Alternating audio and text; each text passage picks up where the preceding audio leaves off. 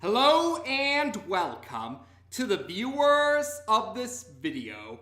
This is the Orange Fan here, bringing you another entry for the episode Recap and Thoughts category. This video will be dedicated to the Funimation dub of episode 58 of Dragon Ball Super. Picking up where we last left off, we begin this episode with Zamasu arriving in Universe 7, and he stormed Zuno's planet because he demands answers about the Super Dragon Balls. Zuno proceeds to give a very detailed explanation about the Super Dragon Balls, but the apprentice Supreme Kai makes it quite viciously clear that he's not interested in the background information about the wishing orbs. He just wants to know how to use them. And Zuno makes a point to mention that Zamasu can't use the Super Dragon Balls right now anyway, because they've already been recently used, namely when Beerus made his wish at the end of the Champa saga, and it takes a year for the Super Dragon Balls to recharge before they can be used again.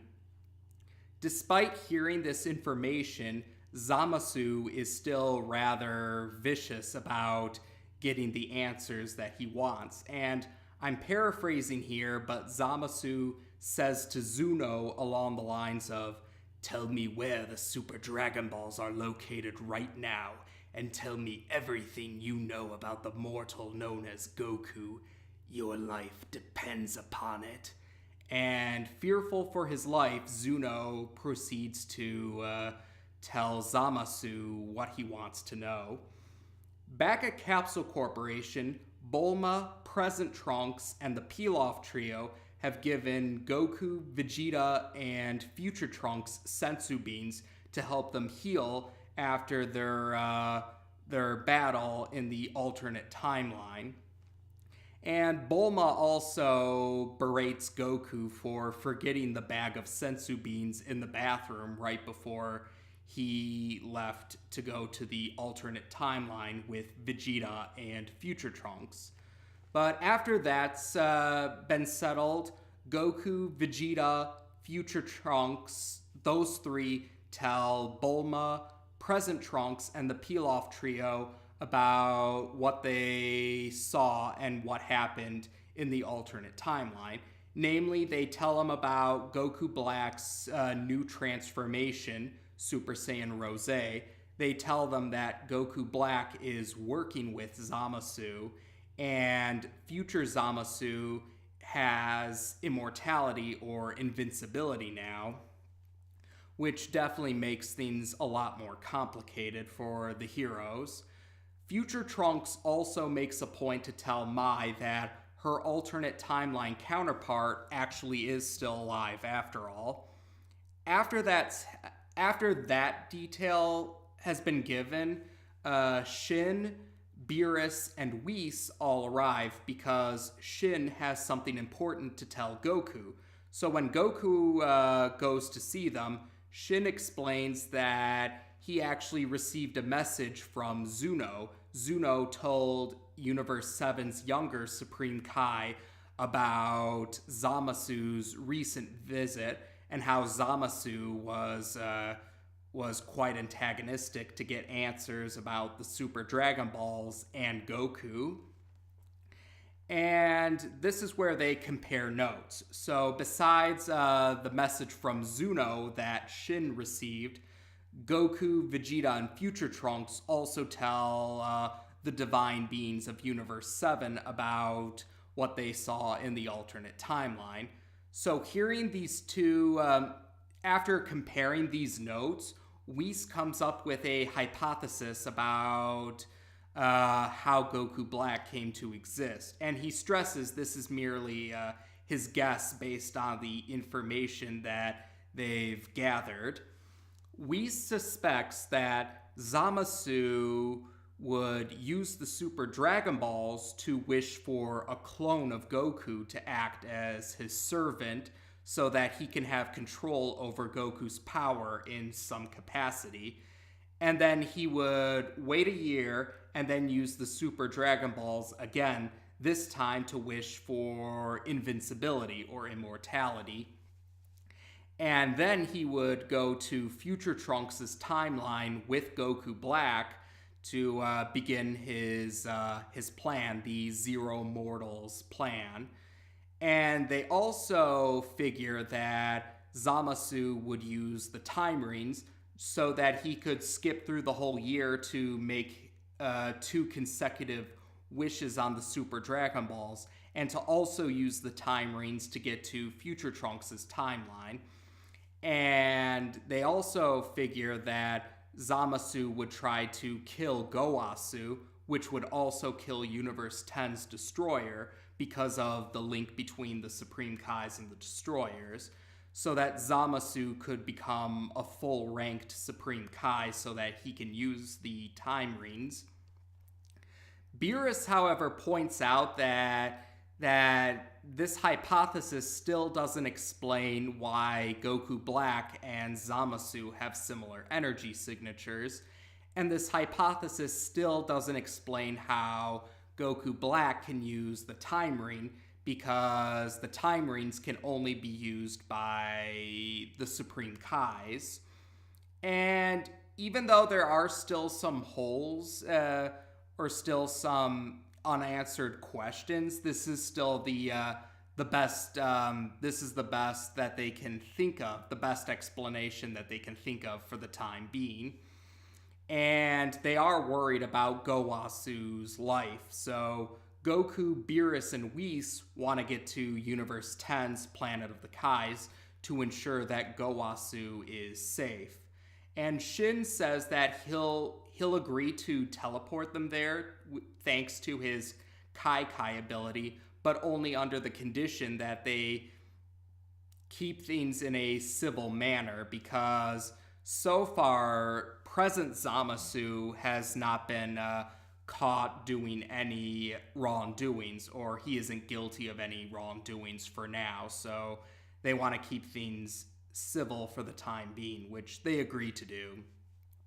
And Vegeta doesn't go with them, much to Bulma's confusion, but the Saiyan Prince clarifies that he doesn't care about the Zamasu of the current timeline. He only cares about the future Zamasu, the one who's actually causing trouble right now. Speaking of Future Trunks' timeline, we do get to go there briefly, and we see Future Mai and Future Yajirobe have made it back underground, the West City subway. They made it back underground safely, and they've reunited with the rest of the human resistance and the refugees. And they have to try and come up with a new plan that they can put into motion by the time Goku, Vegeta, and Future Trunks return to this timeline. So we're back in the main timeline now, and Goku, Shin, Beerus, and Whis have all arrived to Gowasu's temple on the Planet of the Kais in Universe 10. And they question Gowasu about if Zamasu is around because they want to talk to him, but Gowasu admits that he hasn't seen or heard from Zamasu since earlier in the morning. And they also question Gowasu about if there's any behavior from Zamasu that he finds troubling, and Beerus tries to keep Goku from telling Gowasu about what future Zamasu and Goku Black are doing in the alternate timeline. But they're trying to see if Gowasu has noticed anything off about Zamasu.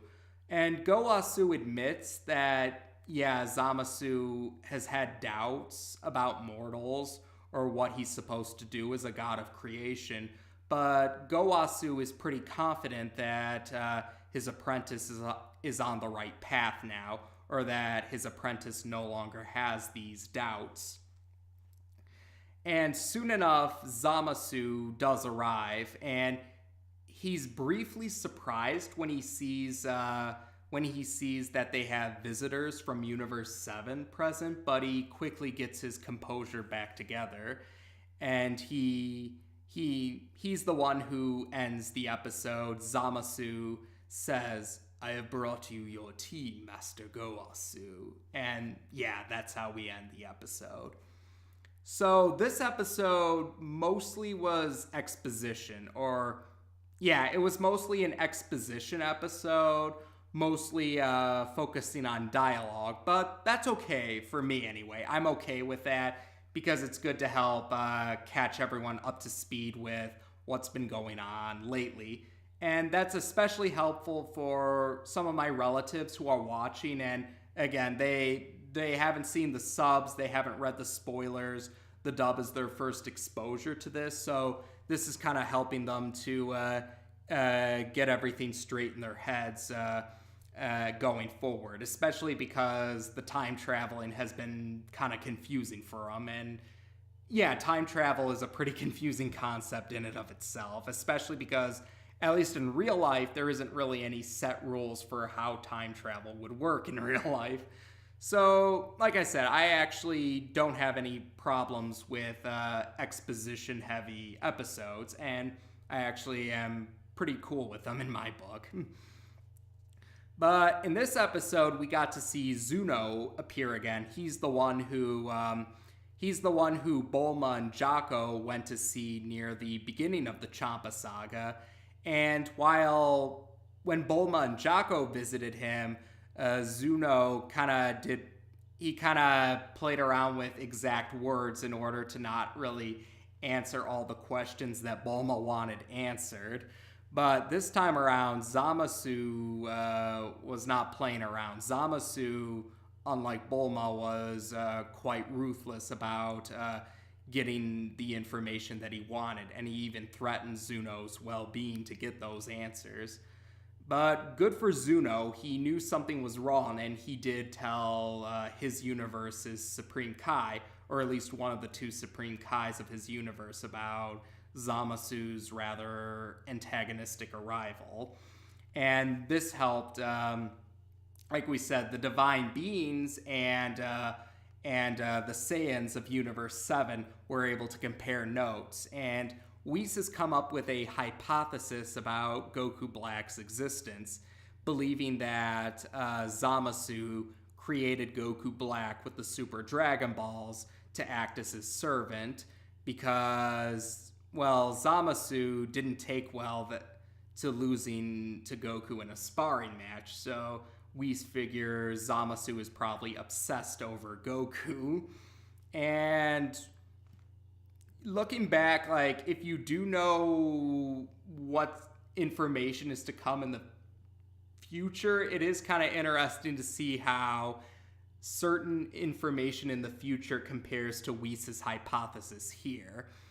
But for those going in blind, it is at least a possible explanation for how Goku Black came to exist, explaining how he has Goku's voice, Goku's appearance, and Goku's abilities as a Saiyan. But Beerus still points out there are still some holes to Whis' hypothesis, like how can Goku Black use a time ring, which Supreme Kais are the only ones who can use time rings. Beerus even makes a point, it's not like borrowing something. It's not like you can just borrow it from someone. And Beerus also points out that if Goku Black really is supposed to be a clone of Goku, why is his energy signature similar to Zamasu's? And those answers will come in time for those who are going in without any knowledge of what's to come in the future. They will get answered, rest assured. And otherwise, yeah, I think that's about it for now. So, like I said, this was mostly just an exposition episode, but it does help to kind of get things straight going forward, or to help come up with possible answers before we go further into the Future Trunks saga or the Goku Black saga, whichever you want to call it. And I guess I should mention it. It looks like the dub is using invincibility to describe Zamasu, or future Zamasu's situation. Like some subtitles went with immortality, but again, this is a case of they're both synonyms, so whether you want to call it immortality or invincibility, they're both valid translations. So either one's okay. And otherwise, yeah, I think that's about it. So as of this video, we've now discussed episode 58 of Dragon Ball Super as dubbed by Funimation on this channel as of this video now. Take care, and until next time.